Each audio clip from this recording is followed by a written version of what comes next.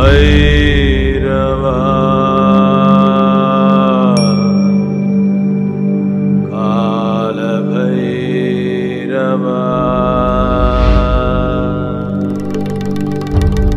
काल काल भैरवा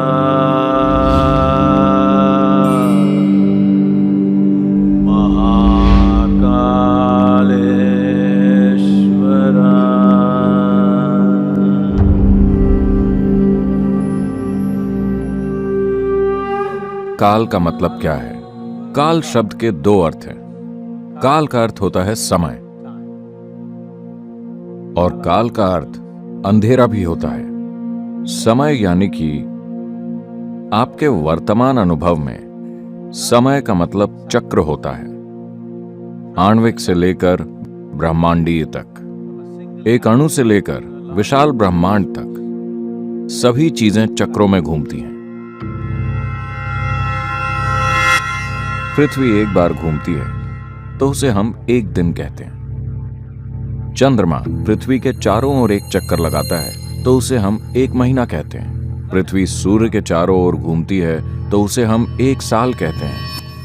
नींद और जगने के चक्र, खाने, पाचन, भूख के चक्र, इस तरह बहुत सारे चक्र हैं। चीजों की चक्रीय गति से ही आपको समय का आभास होता है। अगर चक्रीय गति नहीं होती, अगर सृष्टि में चक्र नहीं होते, अगर भौतिकता नहीं होती, तो आपको समय का अनुभव नहीं होता। यानी कि समय भौतिक अस्तित्व के जरिए व्यक्त होता है। भौतिक अस्तित्व एक विशाल अनअस्तित्व की गोद में घटित हो रहा है, जिसे अंग्रेजी में स्पेस या अंतरिक्ष कहते हैं। यहां हम उसे काल या अंधकार कहते हैं। हम अंतरिक्ष को अंधकार इसीलिए कह रहे हैं क्योंकि अगर आप प्रकाश को देखना चाहते हैं तो या तो आपको प्रकाश के स्रोत को देखना होगा या किसी ऐसी चीज को जो प्रकाश को रोकती हो, वरना आपको प्रकाश का कोई अनुभव नहीं होगा। आप सूर्य और चंद्रमा को देखते हैं। सूर्य प्रकाश का स्रोत है, चंद्रमा प्रकाश को परावर्तित यानी कि रिफ्लेक्ट करता है। बीच में सब अंधकार है मगर रोशनी गुजर रही है। अस्तित्व का मूल आधार है काल या समय, क्योंकि समय के कारण ही स्थान की गुंजाइश है, वरना स्थान का अस्तित्व नहीं होता। इसलिए स्पेस को काल या अंधकार कहा जाता है, क्योंकि अंतरिक्ष अंधकारमय है। अगर आप समय का अनुभव करते हैं भौतिकता के परे या भौतिकता की सीमाओं से परे, तो ऐसे समय को हम महाकाल कहते हैं। महाकाल वो गोद है जिसमें सृष्टि के छोटे छोटे कण यहां वहां मौजूद हैं। बाकी सब खालीपन है। इस फैले हुए ब्रह्मांड में करीब 99% खालीपन है। विशाल आकाश गंगाएं चक्कर लगा रही हैं, मगर उनका 99% खालीपन है।